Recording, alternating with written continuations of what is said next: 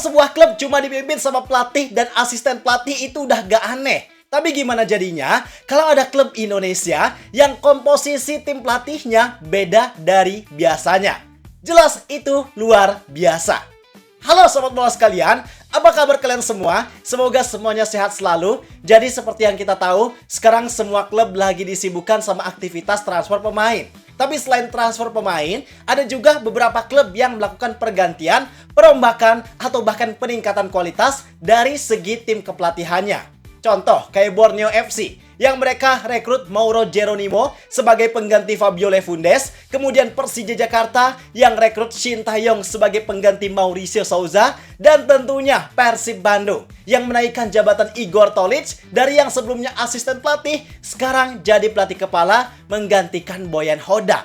Salah satu yang unik adalah dari Persib, karena faktanya, selain mereka merubah komposisi pelatih kepala, selain mereka merekrut asisten atau staf pelatih baru, mereka juga saat ini merekrut tim kepelatihan di posisi yang nggak semua klub BRI Super League miliki. Yang posisi ini sebenarnya agak dipandang sebelah mata, tapi faktanya mampu memberikan dampak positif yang nyata.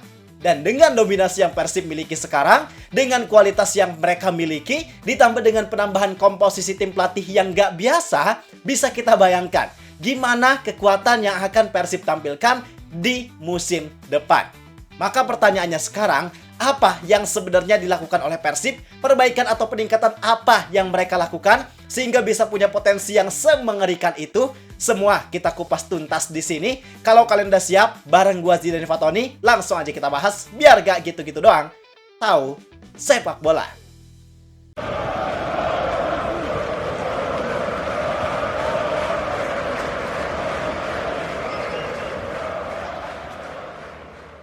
Oke, sekarang kita mau ajak kalian buat memahami dulu dasar pemahaman atau fondasi yang harus kita pahami sebelum kita bahas lebih jauh tentang apa yang Persib lakukan.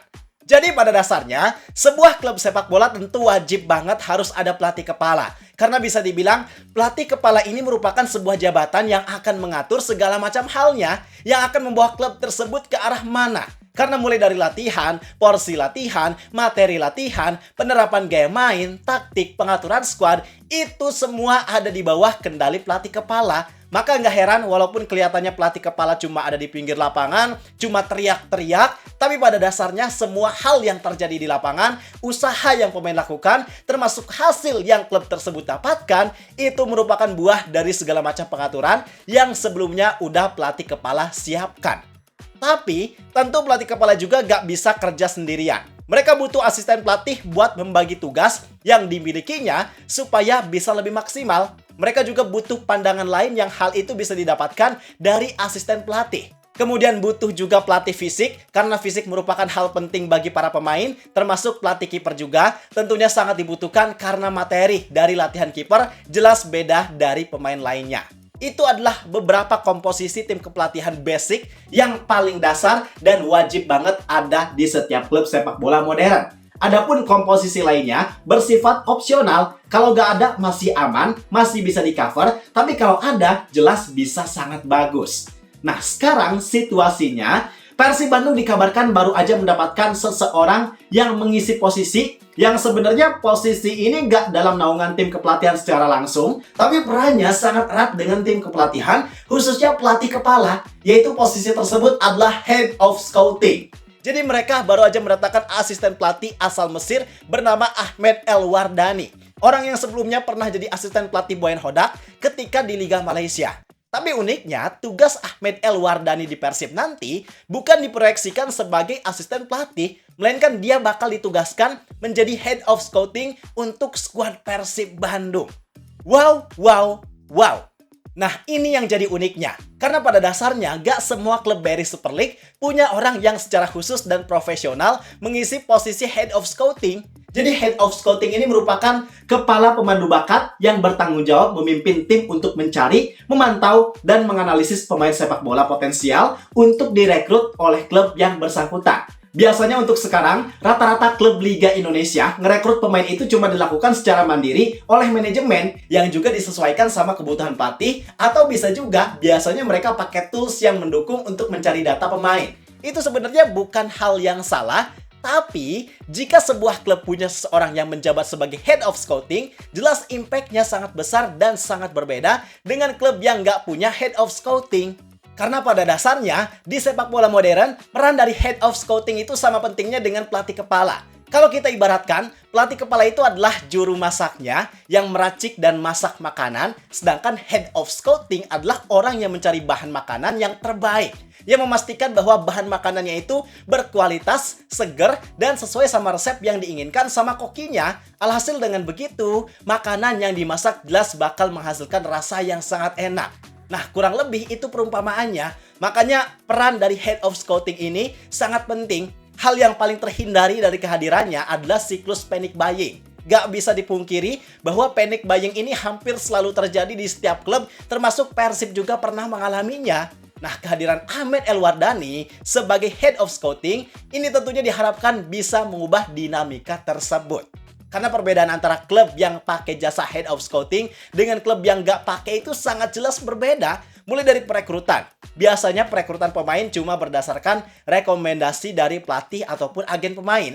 Yang hal ini berpotensi nggak menghasilkan hasil yang maksimal. Karena pelatih tentu mereka udah pusing dan sibuk mikirin squad utamanya. Kalau harus riset terkait pemain yang dibutuhkannya buat dia rekrut, jelas itu nggak bakalan maksimal karena nguras tenaga dan energi banget. Kemudian agen pemain, pasti walaupun dia berusaha buat ngasih pemain yang terbaik, tapi penilaiannya jelas subjektif. Bisa jadi apa yang menurutnya terbaik, belum tentu terbaik buat klub yang bersangkutan.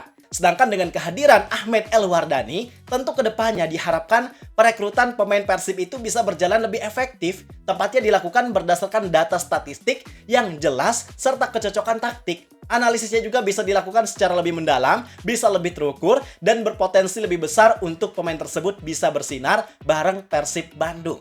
Yang artinya, ini juga sebenarnya secara langsung diharapkan bisa mengatasi masalah yang sebelumnya sering dialami oleh Persib, khususnya ketika merekrut pemain di posisi striker atau pemain asing yang belum punya pengalaman di Liga Indonesia. Karena sorry to say, rekrutan Persib di era Boyan Hodak khususnya untuk dua kategori tersebut, apalagi untuk pemain di kategori lini serang, itu belum menghasilkan hasil yang benar-benar maksimal. Contoh kayak Gervan Castanir, Mailson Lima. Musim kemarin ada Sergio Castel, kemudian Barros dan Ramon juga gak sepenuhnya benar-benar maksimal sesuai harapan.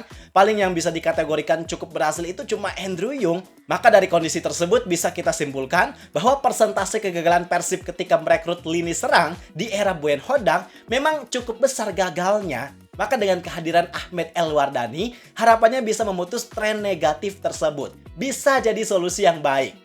Dan yang harus kita pahami juga, tugasnya nggak sesederhana nyari pemain terus udah selesai. Nggak gitu. Tapi dia juga bisa bertugas buat menganalisis squad Persib berdasarkan data driven yang jelas. Yang hal itu bisa dijadikan sebagai bahan evaluasi terhadap pemain yang ada. Kemudian bisa juga membantu staf pelatih menganalisis pemain lawan berdasarkan data yang akurat juga. Mantau bakat pemain muda, analisis tren pasar atau tren sepak bola global yang memang lagi overpower. Bahkan yang lebih pentingnya lagi adalah dia juga bisa punya peran penting terhadap regenerasi skuad Persib dalam beberapa tahun ke depan. Ini jadi hal yang sangat penting. Regenerasi itu sangat penting dilakukan dengan strategi yang tepat. Pertimbangannya ada banyak, mulai dari pemain yang akan diregenerasi, pemain baru yang akan jadi penggantinya, hingga kapan waktu terbaik untuk melakukannya. Yang hal tersebut bakal sangat berdampak terhadap konsistensi serta stabilitas. Dan hasil regenerasi yang tepat itu juga kan udah nyata terjadi di skuad Persib. Yang musim kemarin mereka ngelakuin regenerasi secara besar-besaran. Kalau Persib musim kemarin nggak ngelakuin regenerasi, mungkin konsistensi skuadnya buat ada di level yang sedominan sekarang, itu belum tentu bisa terjadi. Maka karena Persib merasa itu jadi hal yang manfaatnya besar untuk mereka dapatkan, alhasil mereka sekarang mendatangkan tenaga profesional supaya semua halnya itu bisa berjalan dengan lebih maksimal. Jujur, apa yang dilakukan oleh Persib ini sangat luar biasa. Pemikiran manajemennya benar-benar visioner. Mereka gak cuma memikirkan tentang gimana skuadnya besok, gimana prestasinya besok, tapi mereka udah mikirin tentang gimana caranya dalam beberapa tahun ke depan, di masa yang akan datang, klubnya bisa berprestasi, klubnya bisa konsisten. Mereka nggak mau sedikit pun menurunkan standar atau level yang mereka miliki sekarang. Dan ini adalah spesialisasi yang nggak semua klub BRI Super League miliki. Maka dengan kondisi yang Persib sekarang, dengan segala macam usaha yang mereka lakukan, gue udah nggak terlalu kaget kalau nantinya Liga Indonesia benar-benar dijadiin sebagai Liga Tani oleh Persib Bandung. Karena memang orientasi yang mereka miliki, cara yang mereka lakukan, itu udah sangat luar biasa. Yang hal tersebut bisa sangat menjaga bahkan meningkatkan dominasi yang saat ini Persib Bandung miliki. Jadi itu penjelasan terkait situasi Persib sekarang. Tentu ini juga jadi contoh yang baik untuk ditiru oleh klub lainnya. Dari kalian mungkin ada yang banyak nunggu perkenalan pemain Persib selanjutnya. Tenang aja, kalau nggak ada kendala kita bakal bahas topik tersebut besok. Sekarang kalau pendapat kalian gimana terkait masalah ini? Mari kita diskusi di kolom komentar. Gue rasa cukup sekian untuk video kali ini. Like dan subscribe dan jangan lupa. Terima kasih. Gue Zidan Fatoni. Sampai jumpa di video berikutnya. See ya!